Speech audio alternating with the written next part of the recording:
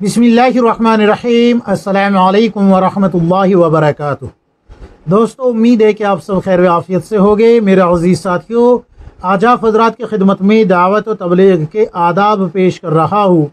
मेरे अज़ीज़ साथियों, दावत व तबलीग के ये उसूल और आदाब अगर हमने समझ लिए, इनको अपनी ज़िंदगी में शामिल कर लिया और इनकी पाबंदी कर ली, तो इंशाअल्लाह अल्लाह की ज़ात से उम्मीद कवी है कि अल्लाह तबारक व तआला हमारी भी इस्लाह फरमा देगा।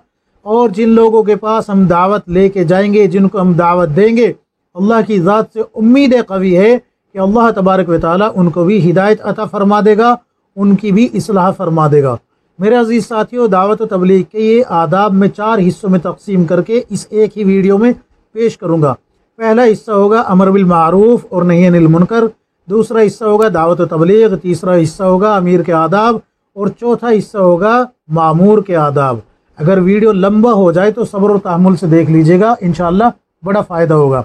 तो अमर बिल मारूफ और नही अनिल मुनकर पर बात करते हैं। सबसे पहले दाई की जो सिफत है वो क्या है? अच्छे अखलाक, यानी कि अपने आप को अच्छे अखलाक से मुज़य्यन करना। रसूलुल्लाह सल्लल्लाहु अलैहि वसल्लम के अखलाक मुबारका ऐसे थे कि आप सल्लल्लाहु अलैहि वसल्लम के अखलाक को देख के लोग मुतासिर होते थे और ईमान कबूल कर लेते थे, इस्लाम कबूल कर लेते थे। तो अगर हमारे भी अच्छे अखलाक होंगे तो जिसके पास हम दावत लेके गए हैं वो हमारे अखलाक से मुतासिर होगा और हमारी दावत को कबूल कर लेगा। तो अच्छे अखलाक का होना ही पहली शर्त है। दूसरी शर्त, अपने आप को उन चीज़ों का पाबंद बनाना जिनकी दावत दे रहे हैं। यानी कि अगर हम नमाज की दावत दे रहे हैं तो नमाज का पाबंद खुद भी हो। अगर किसी को किसी बुराई से रोक रहे हैं तो उस बुराई से खुद भी रुके हुए हो। अब सवाल ये खड़ा होता है कि भाई मैं तो बुराई से रुका हुआ नहीं हूँ। कोई शख्स ये जो है कर सकता है अपने जहन में सवाल कि भाई मैं तो बुराइयों से रुका हुआ नहीं हूँ, या नमाज का पाबंद नहीं हूँ, या इतने जो शराइत बताए जा रहे हैं इनका पाबंद नहीं हूँ। तो अब उसका जवाब ये है कि दावत का ये खासा है। आप दावत देते रहे, दावत का ये खासा है कि जिसको दावत दी जाती है उस पर तो असर पड़ता ही पड़ता है। दावत देने वाले की ज़िंदगी में भी उस दावत का असर आता है। हज़रत हकीम उल उम्मत मौलाना अशरफ अली थानवी रहमतुल्लाह अलैह ये देखते थे कि भाई उनके किसी अमल में कोई कमज़ोरी आ गई तो उसकी दावत देना शुरू कर देते थे, तो उस अमल में फिर पुख्ता हो जाते थे। एक मिसाल ये समझ लीजिए कि आपके हाथ में बॉल है, आपने उसको दीवार पे मारा तो दीवार पर भी उसका असर पड़ेगा और आपके पास भी वो बॉल वापस आएगी। तो बस ये समझ लीजिए कि आपने जिसको दावत दी है उस पर भी उसका असर पड़ेगा और आपके ऊपर भी असर पड़ेगा इंशाअल्लाह। तो इन चीज़ों का पाबंद बने, इन चीज़ों का क्या बने? पाबंद बने। अगर पाबंदी कर ली तो इंशाअल्लाह अल्लाह रब्बुल इज़्ज़त ज़िंदगी बदल देगा। नंबर 3, लोगों से कोई सवाल ना करे, खाने पीने का, पैसे का, कि कोई चीज़ का सवाल ना करे। अल्लाह के रास्ते में निकल के आजकल लोगों को क्या पता नहीं क्या हो गया है कि दिल के सवाल करने लगते हैं, यार किराया ना लग जाए, यहाँ से जो मरकज़ वाले हैं ये गाड़ी करके दे दे, किराया ये दे देंगे। ऐसे दिलों में सवालात आते हैं। कहीं दावत नहीं हुई तो वहाँ परेशान हो गए, यार दावत नहीं हो रही, कहीं से दावत आ जाए। दावत हो रही है तो ये सवाल हो जाता है, जी मैं रोटी नहीं खाते, हम चावल बना दीजिए, चावल नहीं खाते रोटी बना दीजिए। तो ये जो सवालात करते हैं इसका भी बुरा असर पड़ता है। जहन नशीन कर लीजिए मेरी इस बात को, ये सवालात जो है बुरा असर डालते हैं। आपकी जो तबलीग है, आपकी जो दावत है उस पर इसका बुरा असर पड़ेगा। लिहाजा लोगों से सवाल ना करे और ना इसकी तमन्ना रखे कि लोग मेरी हाजत पूरी कर देंगे। हाजत पूरी करने वाला अल्लाह है। ठीक है। नंबर 4, अमर बिल मारूफ और नही अनिल मुनकर के मौके को जानना। बगैर मौका किसी को दावत न दे। मिसाल के तौर पे एक आदमी जो है ऑफिस जा रहा है और आपने उसको पकड़ लिया, पकड़ने के बाद दावत देना शुरू कर दी। एक तो है चलते चलते दावत दे दी, भाई आप जो है शाम को मस्जिद आ जाना, इस तरीके से, और नमाज़ों का एहतमाम करे, चलते चलते दावत दे दी, तो इसमें कोई मुज़ायका नहीं है। लेकिन पकड़ के उसको जो है 10 मिनट 20 मिनट उसको ले लिए और वो ऑफिस में लेट हो गया, तो बजाय आपकी दावत को कबूल करने के वो बदजन हो जाएगा कि यार ये जमात वाले बड़े परेशान करते हैं, ये किसी की मजबूरी नहीं देखते। तो 3 चीज़ों को सामने रखे, मौका, मिजाज और वक्त। इन 3 चीज़ों को जिसने समझ लिया, समझ लो उसके अंदर दाई की एक सिफत आ गई, दाई की एक सिफत उसके अंदर पैदा हो गई। मौका, मिजाज और क्या? वक्त। یہ تین چیزیں، موقع، مزاج اور وقت، ان تین چیزوں کو سمجھ لینا ہے۔ اگر یہ نہیں سمجھیں گے تو پھر آپ کے اندر داعیانہ صفت پیدا نہیں ہوگی۔ نمبر 5، امر بالمعروف اور نہی عن المنکر میں نرمی اختیار کرنا، کسی کے ساتھ سختی کا معاملہ نہ کرے، کسی کے ساتھ بھی سختی کا معاملہ نہ کرے۔ میرے عزیز ساتھیوں، جب بھی سختی کا معاملہ کریں گے تو لوگ ہم سے بدظن ہو جائیں گے، اس لیے کبھی بھی سختی نہ دکھائے اس میں۔ نمبر 6، نہی عن المنکر چپکے سے کرنا، یعنی کہ اگر کسی کو کسی برائی سے روکنا ہے تو اس کو آہستہ سے، آرام سے، تنہائی میں روکے، اس کو علل اعلان نہ کہے کہ یہ فلاں اس برائی میں ملوث ہے، اس کو یہاں سے نکالو۔ امام شافعی رحمۃ اللہ علیہ فرماتے ہیں کہ جس نے اپنے بھائی کو چپکے سے نصیحت کی، اس نے اس کو واقعی نصیحت کی اور اس نے مزین کیا، یعنی کہ اس کو سجا دیا، اس کو خوبصورت انداز میں سمجھا دیا۔ نمبر 7، امر بالمعروف اور نہی عن المنکر کرتے ہوئے مخاطب کو حقیر نہ سمجھے۔ حقیر کبھی نہ سمجھنا کسی کو۔ ہو سکتا ہے کہ جس کو آپ دعوت دے رہے ہیں اس کا یہ لاسٹ گناہ ہو، اور آپ کی یہ دعوت کا جو کام کر رہے ہیں یہ آپ کی آخری نیکی ہو، تو اس لیے کبھی کسی کو حقیر نہ سمجھنا۔ ہو سکتا ہے کہ اللہ تبارک و تعالیٰ کے یہاں اس کا مرتبہ آپ سے اونچا ہو اور آپ کا مرتبہ کچھ بھی نہ ہو اللہ کے نزدیک، تو اس لیے سامنے والے کو حقیر کبھی نہ سمجھنا۔ نمبر 8، امر بالمعروف اور نہی عن المنکر میں اہم بات کو مقدم رکھنا، یعنی کہ جس چیز کی دعوت دی جا رہی ہے، جیسے کہ ہمارا معمول ہے سب سے پہلے ہم کلمے کی دعوت دیتے ہیں کہ لا الہ الا اللہ کہہ لو کامیاب ہو جاؤ گے، تو لا الہ الا اللہ کی دعوت دینا، پھر قرآن کی دعوت دینا، پھر احادیث نبوی سے سمجھانا، پھر صحابہ اکرام رضی اللہ تعالی عنہم کے زندگی کو سامنے رکھ کے ان کے جو حالات تھے ان کو پیش نظر رکھ کے دعوت دینا۔ تو جب اس طریقے سے دعوت دیں گے تو انشاءاللہ فائدہ ہوگا۔ اب کئی لوگ کیا کرتے ہیں، پیش کرتے ہیں جی ایک مرغی تھی اس نے 4 انڈے دینے شروع کر دیے، ایک بھینس تھی اس کو چور کھول کے لے گئے، اس کو جو ہے چور کو بھی اور بھینس کو بھی تھانے میں بند کر دیا گیا۔ اب چور روز جو ہے کھیتوں سے جنگل سے گھاس لا رہا ہے، اس کو بھینس کو کھلا رہا ہے، دودھ نکال کے جس کی بھینس چوری ہوئی تھی اس کے گھر پہنچا رہا ہے۔ تو یہ کس سے کہانیاں کہلائی جائے گی، اور اس سے لوگ متاثر نہیں ہوگے، بدظن ہوگے اور کہیں گے یار یہ دین تھوڑی ہے۔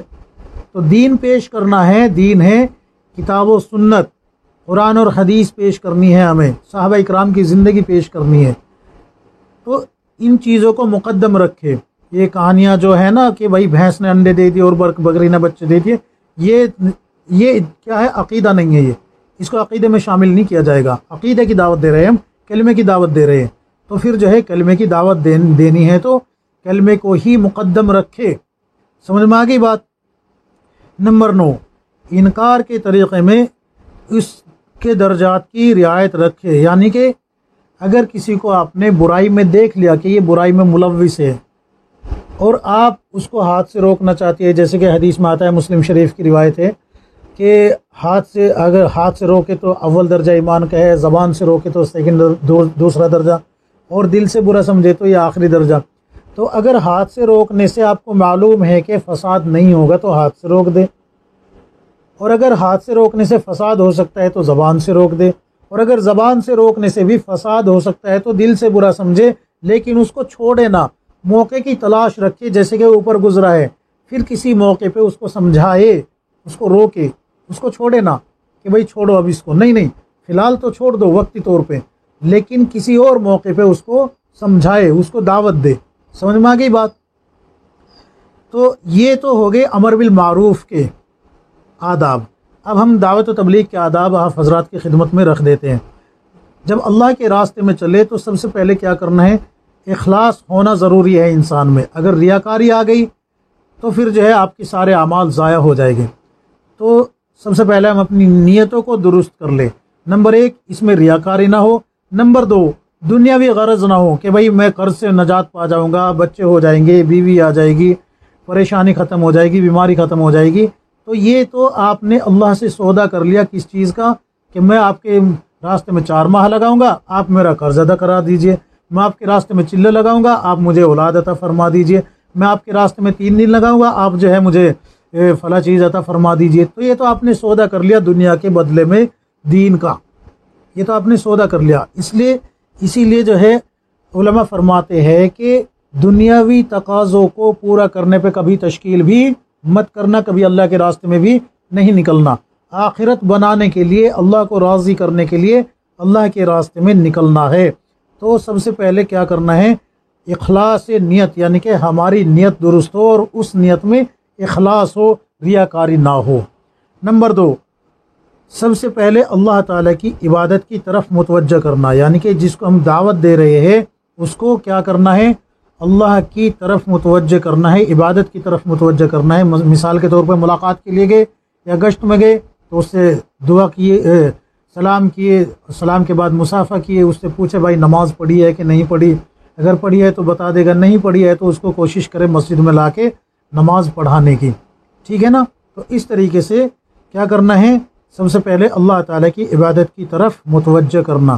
نمبر 3، دعوت دیتے وقت خود اللہ تعالیٰ کی طرف متوجہ ہونا، یعنی یہ دل میں یہ خیال رکھنا، اے اللہ تو چاہے گا تو اس کی اصلاح ہوگی، اس کو ہدایت ملے گی، اور تو نہیں چاہے گا تو نہیں ملے گی. اے اللہ تو مجھے بھی ہدایت پہ رکھ، میری بھی اصلاح فرما، اور جس کے پاس میں دعوت لے کے جا رہا ہوں اے اللہ اس کو بھی ہدایت عطا فرما اور اس کی بھی اصلاح فرما.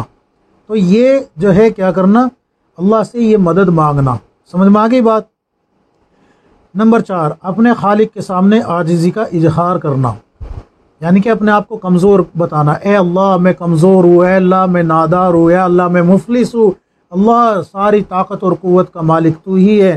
اے اللہ تو چاہے گا تو ہوگا، تو نہیں چاہے گا تو نہیں ہوگا، میرے کرنے سے کچھ نہیں ہوتا. یا اللہ سب کچھ تیرے کرنے سے ہوتا ہے، تیرا غیر تیرے بغیر کچھ نہیں کر سکتا، اور تو سب کے بغیر سب کچھ کرنے پہ قادر تھا، قادر اور قادر رہے گا. انہ علی کل شیء قدیر.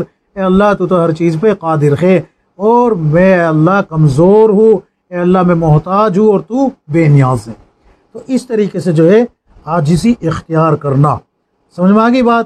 نمبر 5، پوری امید کے ساتھ دعوت دینا، نا امیدی نہ دکھانا کبھی بھی. دیکھو اللہ کے نبی صلی اللہ علیہ وسلم طائف میں گئے، طائف میں جو 3 سردار تھے انہوں نے اسلام قبول کرنے سے منع کر دیا، حتیٰ کہ یہ کہہ دیا کہ ہمارے شہر سے نکل جاؤ. لیکن آپ صلی اللہ علیہ وسلم نا امید نہیں ہوئے، اور لوگوں سے بات کی. جب اور لوگوں نے بھی قبول نہیں کیا اور آپ صلی اللہ علیہ وسلم کے پیچھے لوگوں کو لگا دیا، لڑکوں کو لگا دیا، اور آپ صلی اللہ علیہ وسلم کے پیروں کو زخمی کر دیا گیا پتھروں سے، یہاں تک کہ آپ صلی اللہ علیہ وسلم کے جوتے مبارک خون جاری ہونے سے رنگین ہو گئے. تو اللہ تبارک و تعالیٰ کی ذات قہری کو جوش آیا اور فرشتے بھیجے، اور فرشتے نے آ کے کہا کہ یا رسول اللہ اگر آپ کہے تو ہم ان پہاڑوں کو دونوں کو ملا دے، جس سے کہ یہ طائف پورا کا پورا ختم ہو جائے، ان میں پس جائے. لیکن اللہ کے نبی صلی اللہ علیہ وسلم نا امید نہیں ہوئے، بلکہ یہ کہا کہ میں اللہ سے اس بات کی امید رکھتا ہوں کہ اگر یہ لوگ ایمان نہیں لائے، اسلام قبول نہیں کیا، تو پھر جو ہے میں امید یہ رکھتا ہوں کہ اللہ تبارک و تعالیٰ ایسے لوگوں کو ان کی آل میں سے، ان کی نسلوں میں سے پیدا کرے گا جو ایمان والے ہوگے. تو نا امیدی بالکل نہیں، امید نہیں توڑنا اللہ سے. انشاءاللہ آپ کی دعوت ضرور بضرور اثر ڈالے گی. نمبر 6، بصیرت کے ساتھ دعوت دینا، یعنی کہ توجہ کے ساتھ، آنکھیں کھلی ہوئی ہو، دماغ کھلا ہوا ہو، دل جو ہے مطمئن ہو. تو اس طریقے سے بصیرت کے ساتھ دعوت دینا. نمبر 7، مسلسل دعوت و تبلیغ کا کام کرتے رہنا. نمبر 8، امت کا غم اپنے دل میں پیدا کرنا. نمبر 9، درجہ بدرجہ امور اسلام کی دعوت دینا. نمبر 10، اچھے انداز سے اور مناسب موقع پر دعوت دینا، جیسے کہ میں پیچھے بتا چکا ہوں. نمبر 11، دعوت کے ہر ممکن موقع کو غنیمت جاننا، جیسا کہ حضرت یوسف علیہ السلام کو جیل میں بھی یہ موقع ملا تھا تو انہوں نے اس موقع کو گوایا نہیں، وہاں پر بھی دعوت دی. اس لیے اگر آپ کہیں محفل میں بیٹھے ہوئے ہیں تو چغلیہ اور غیبت سننے کی بجائے یا کرنے کے بجائے لوگوں کو اللہ کے دین کی دعوت دے. دیکھیں ان میں کتنے بے نمازی ہیں، نماز کی دعوت دے. کتنے ایسے ہیں جو اور کسی برائی میں ملوث ہے، اس میں سے نکالنے کی کوشش کرے، باتوں میں برائیوں سے بچانے کی کوشش کرے. اور بھی کچھ نہیں کر سکتے تو جو غیبت ہو رہی ہے اس سے روکنے کی کوشش کرے. اس سے بھی نہیں روک سکتے تو پھر وہاں سے کیا کرے، اٹھ کے چل دے، بس دل سے برا سمجھ کے. سمجھ میں آ گئی نا بات؟ تو کوئی بھی موقع نہیں گنوانا، ٹھیک ہے نا۔ نمبر 12، دعوت کی کامیابی کے لیے ایسے شخص کی مدد حاصل کرنا جس کی دعوت مؤثر ہو، یعنی کہ جب آپ اللہ کے راستے میں چل رہے ہو یا اپنی ہی مسجد میں ہے تو کسی ایسے ساتھی کو ساتھ لگا لو جس کو لوگ محلے میں مسجد میں بڑے ادب سے جانتے ہو، اس کا ادب اور اکرام کرتے ہو اور اس کی بات کو تسلیم کیا جاتا ہو۔ اگر کوئی ایسا ساتھی نہ ہو تو پھر مسجد کے امام صاحب ہے ان کو جو ہے اپنے ساتھ لگانے کی فکر کرے۔ کیسے؟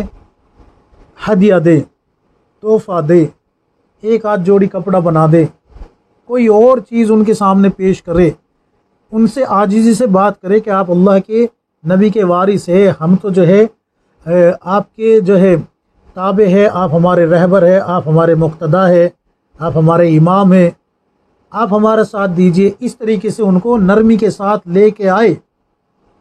جب ایسا کریں گے تو انشاءاللہ اللہ تبارک و تعالی امام صاحب کے دل میں نرمی ڈالے گا اور وہ آپ کے ساتھ کام کرنے کے لیے تیار ہو جائے گا۔ نمبر 13، قدرت ہو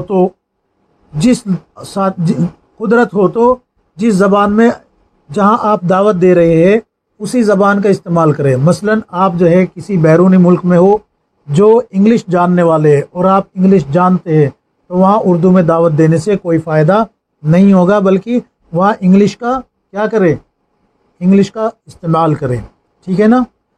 اگر آپ جو ہے کہیں اردو والوں میں ہیں تو اردو کا استعمال کریں، کہیں تیلگو والوں میں ہے تو تیلگو اگر جانتے ہیں تو، اور اگر نہیں جانتے تو ظاہر سی بات ہے پھر آپ کے ساتھ ترجمان ہوگا، پھر وہ اپنے طور پہ جو ہے ترجمہ کرے گا، ٹھیک ہے نا۔ تو اس بات کا بھی خاص دھیان رکھیں۔ نمبر 14، دعوت کے قبول کرنے پر مدعو کو مجبور نہ کریں، یعنی کہ اس کو بالکل مجبور نہ کرے کہ بھئی تجھے یہ کام کرنا ہی ہوگا، تجھے ہمارے ساتھ چلنا ہی ہوگا، چلنا ہی ہوگا، چلنا ہی ہوگا۔ ہو سکتا ہے کہ وہ بچے کے لیے دوائی لینے جا رہا ہو سکتا ہے کوئی اور مجبوری ہو گھر میں، ہو سکتا ہے کہ اس کے گھر میں کوئی کھانے پینے کا کوئی سامان ہی نہ ہو، یا اور کوئی بھی مجبوری ہو سکتی ہے اس کی، تو اس کو مجبور نہ کرے، بلکہ اس سے کہے کہ بھائی اگر ابھی آپ کے پاس وقت نہیں ہے تو جو آپ کے پاس فری وقت ہوتا ہے ہم اس وقت میں آ جائیں گے، آپ ہمیں وہ وقت بتا دیجئے، بس اتنا بات کرے اس سے، وہ بتا دے بھئی میں اس وقت فری ہوتا ہوں، تو اس وقت میں جا کے اس سے بات کر لے، مل لے، تو یہ بالکل آسان ہوگا۔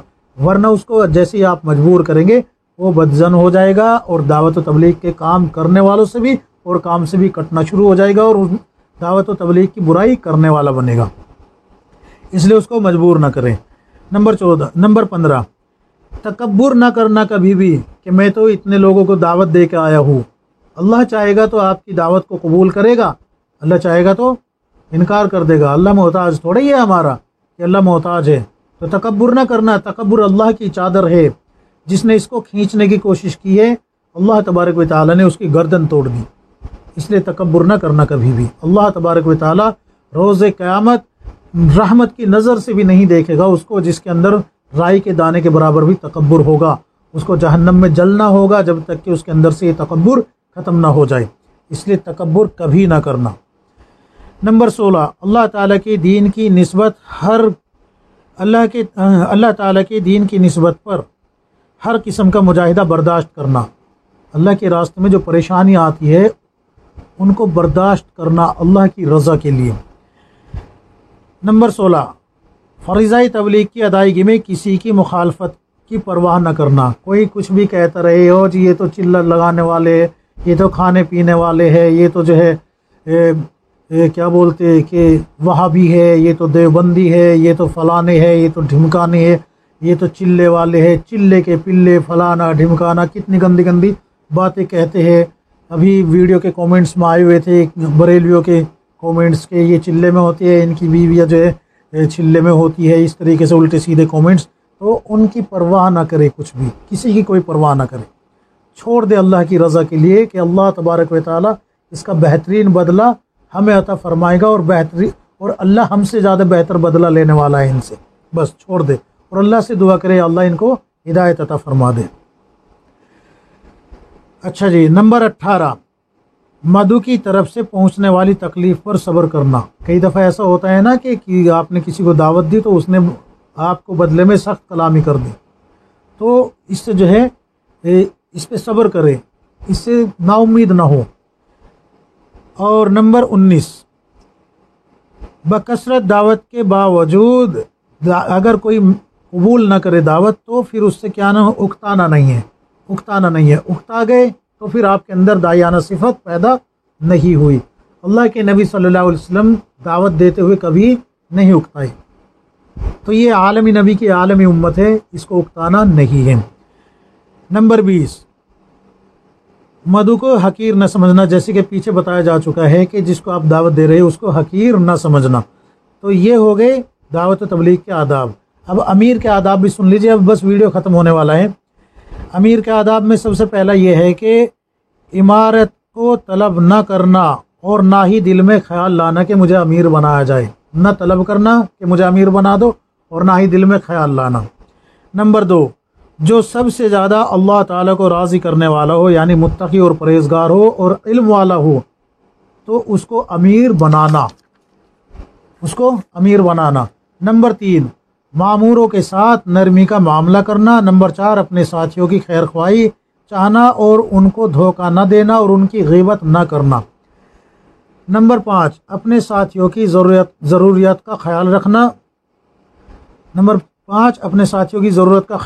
और नंबर 6, अमीर का जमात के पीछे चलना। जब मस्जिद तब्दील करते हैं तो एक रास्ते का अमीर बनाया जाता है, उसको आगे कर दे और ख़ुद पीछे चले। अमीर की मिसाल ऐसी होती है मेरे अजीज़ भाइयों, जैसे कि चरवाहा होता है, वो रेवड़ को लेके चलता है। तो चरवाहा अगर आगे निकल जाए और रेवड़ पीछे रह जाए तो सब तितर बितर हो जाएगा। तो चरवाहा पीछे चलता है। तो जब तक आप अल्लाह के रास्ते में है, चरवाहा बन के रहे। ये जो मामूर होते हैं ये बकरी की तरह होते हैं, कभी एक इधर को निकल लिया, कभी एक इधर को निकल लिया, कभी एक इधर को। तो जैसे बकरियों को आप छोड़ के नहीं आते कि एक इधर को निकल ली, चलो इसको छोड़ो, एक इधर को निकल ली, चलो इसको छोड़ो, तो शाम तक आप जो है 4 बकरियां भी अपने घर वापस नहीं लाएंगे, बल्कि आप उनको इधर से उधर से सबकी चारों तरफ से घेर के वापस लेके आएंगे और शाम को सारी बकरियों को आप अपने घर वापस ले आएंगे चरा के। इसी तरीके से मेरे भाइयों, मेरे अजीज़ों, मामूर होते हैं, अमीर हजरात के लिए बात कर रहा हूँ, मामूर होते हैं कि उनको चरवाहे की तरह आप संभाले, जैसे बकरियों को चरवाहा संभालता है, और उनका वक्त लगवा के वापस लेके आ जाए। बर्दाश्त करे, बर्दाश्त का मादा पैदा करे, इंशाअल्लाह बड़ा फ़ायदा होगा। अच्छा, नंबर 7 ये कि जासूसी ना करना। कई दफ़ा ऐसा होता है कि अव्वल तो ये फ़ोन ले जाना ही मुसीबत है, लेकिन आजकल मानते नहीं। तो अगर फ़ोन लेके गए हैं और फ़ोन पे किसी के साथ बहस हो गई, किसी मामूर की मियाँ बीवी में हो गई, तो उन पे कान ना धरे कि भाई ये जो है उनकी जासूसी, कंसुई ना लेना, जासूसी ना करना, किसी के राज फाश ना करना। और नंबर 8, बड़ाई न जतलाना कि मैं अमीर हूँ, ये बिल्कुल ना करना। और नंबर 8, बड़ाई न जतलाना। ये 8 जो है आदाब अमीर के हैं। अब मामूर के भी सुन लीजिए जो 4 आदाब हैं। नंबर 1, जायज़ कामों में अमीर की बात मानना यानी इताअत करना। नंबर 2, अमीर का अदब करना। नंबर 3, अमीर के मौजूद ना होने की सूरत में अमीर की बुराइयां न करना, ग़ीबत न करना और अमीर के साथ बेअदबी बिल्कुल न करना। और नंबर 4, अमीर के लिए दुआ करते रहना। तो ये कुछ आदाब मैंने आप हज़रात की खिदमत में रखे। अगर हमने इन पे अमल कर लिया, इनको अपनी ज़िंदगी में शामिल कर लिया, तो इंशाअल्लाह अल्लाह की ज़ात से उम्मीद कवी है कि अल्लाह तबारक व तआला हम सब की इस्लाह फरमा देगा, हमारी ज़िंदगियों में तब्दीली आ जाएगी, इनकलाब आ जाएगा इंशाअल्लाह। अल्लाह तबारक व तआला हम सबको किताब व सुन्नत के मुताबिक ज़िंदगी गुजारने की तौफ़ीक़ अता फ़रमाए। आमीन या रब्बल आलमीन।